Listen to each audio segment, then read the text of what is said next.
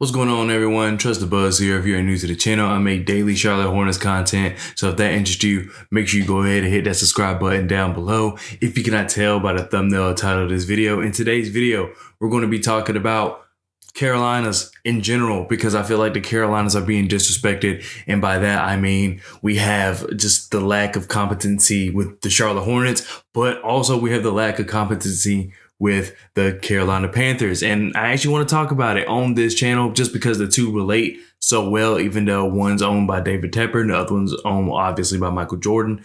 And also I kind of want to plug this idea to you just because of the fact that I have been thinking about it for a while, just because a lot of people in the comment section always kind of be like, oh, this is like the Panthers. This is like the Panthers. Oh, this reminds me of the Panthers, things like that. So what do you guys think of me doing like another, it would have to be another channel. I couldn't do it on this channel.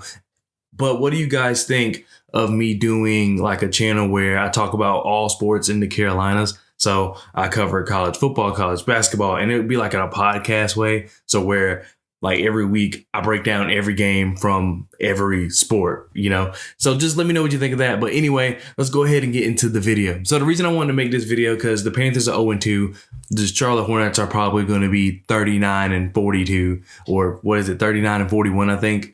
I can't do math right now. It'll be 39-43. Anyway, so yeah, both teams are just bad, and we're being told both teams are supposed to be good. So why are both teams good? Why are both teams said to be good? Why are both teams end up being bad? Well, let's start with the Charlotte Hornets, because that's what the channel is for. So the reason the Charlotte Hornets are supposed to be good is just because of the fact that they have a young superstar, LaMelo Ball. They had Miles Bridges. They got the savvy veteran Gordon Hayward, who to me doesn't provide that veteran leadership. And that's something that this team obviously needs. And he just doesn't bring that when he's not on the court, and he's only able to bring that on the court, but he's never on the court. So you really don't get that. You got Terry Rozier. I feel like he does help a lot of guys, but also Terry Rozier at the time when he was brought in, will get paid Gordon Hayward money. Now that he is, we do see Terry Rozier still kind of step up and be that vocal leader. We've seen even LaMelo do it. So that's why I get so upset that Gordon Hayward, at least from what I can see, doesn't do it. But we're told these teams are supposed to be good.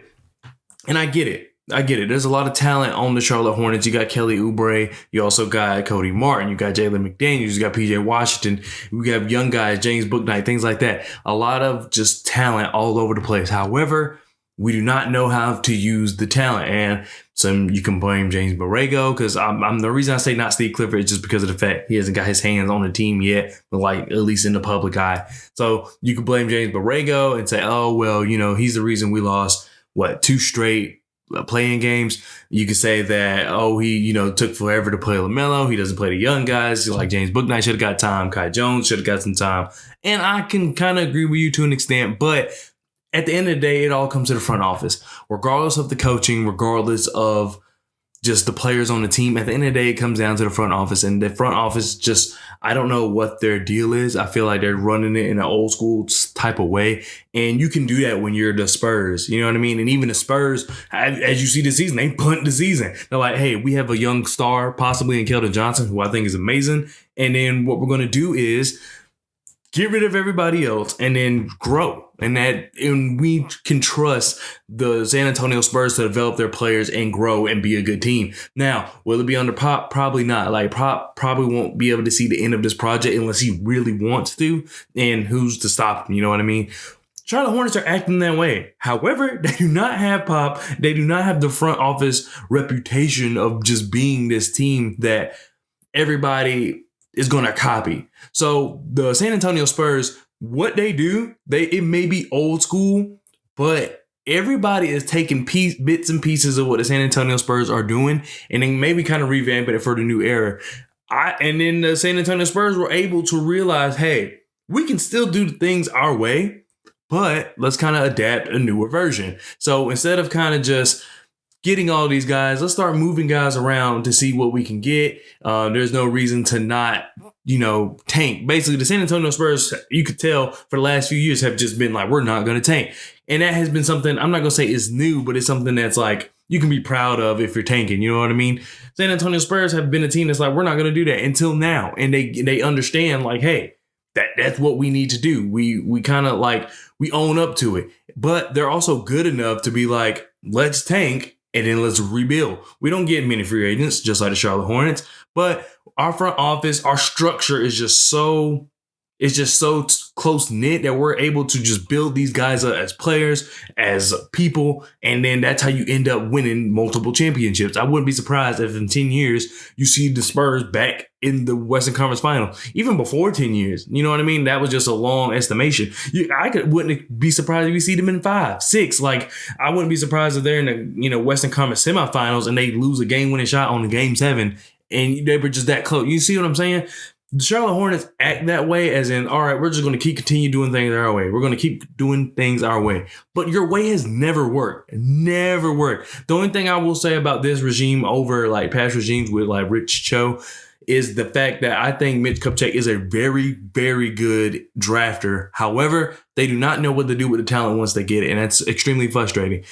Then you can relate this to the Carolina Panthers. Same thing. So I think they have an eye for talent. I think Matt Rule has an eye for talent. He has no idea what to do with the talent when he gets there. And that's what's so crazy is that you got the second, I think David Tepper's the second richest owner in the NFL. And you got Michael Jordan for the Hornets, who I don't know where he ranks in terms of richness, but Michael Jordan is just an icon. And that's, you know what I'm saying? That's rich in itself. So I just don't understand why both these teams don't realize, both these owners specifically, let's put it on the owners. The best way you can put a great quality team on the field or on the court is by having a sound front office. If your front office doesn't sound, if your front office is just lazy, if your front office is just basically feeding your fans these lies, like, you should already know that's not something you want. That's not going to help support your team. Because another thing that helps teams win is support. If you're packing out the stadium all the time and people are loving everything you do and this, that, and the other, that's just going to make the morale around both organizations so much better. But you have Charlotte Hornets fans. I mean, this is the thing. Carolina fans, we're just so loyal. You know what I mean? We're loyal to a fault. And there's nothing wrong with being loyal, but these owners aren't giving us anything to be loyal about. So I'm not, like, I don't know. I do think Matt Rule should be fired. I think it's time for a new coach, but I also think that you have to look deeper than just the coach, because Matt Rule didn't hire himself. You know what I mean? And Matt Rule isn't one letting him stay here this long. And I get they're trying to let Baker do his thing, but I mean, look at what's going on. Baker's the battler at quarterback that we needed, but he's not getting the job done yet. And I don't think if he does turn it around, it's not going to be significant enough to be like, oh, the Carolina Panthers are saved. Same with the Charlotte Hornets. Like, the Charlotte Hornets, I really just don't get what they're doing. At least with the Panthers, one of the most important positions, if not the most important position, is the quarterback. So you got a brand new one. So it takes time to kind of see things and then be like, maybe, hey, let's see how this turns out. The Charlotte Hornets, you don't have that. You have LaMelo, a sure, like, bona fide superstar, and you're not doing anything with it. At least the Panthers, there's a lot of other talent. The defense is pretty good. The O-line is getting better. While there need to be more wide receivers, it's a decent wide receiver core. However, it's just literally the coach and the quarterback, two main important things. The Hornets, you have the most important thing. You have the most important thing, and you know it's going to be good. You just don't want to use it. And that's what blows my mind about the Charlotte Hornets organization. And then it blows my mind about the Panthers organization, because you literally have all the other pieces. You just need the most important, which is the head coach and the quarterback. And you can't figure it out. So I don't know. But anyway, let me know what you guys think of that Carolina channel. I already have a name for it and everything. I've been thinking about it for a long time, just because of the fact that I feel like, I don't know, all the Carolinas need to be talked about, all Carolina sports. And I feel like even like stuff like South Carolina and things like that, college basketball's coming up. We know how huge that is in Carolina. So just let me know what you think of that, because I actually kind of want to do it, but I don't want to do it if nobody's going to watch it, which that actually doesn't really bother me. But it's more so if I'm going to do something like that, I want to give you what you want to see. So if no one ends up watching it, fine. But if y'all say that's what y'all want to see, then hey, I can't be mad at the result. So, but anyway, just let me know what you think about that. And also just thank you for watching the video, and I'll see you guys next time. Peace.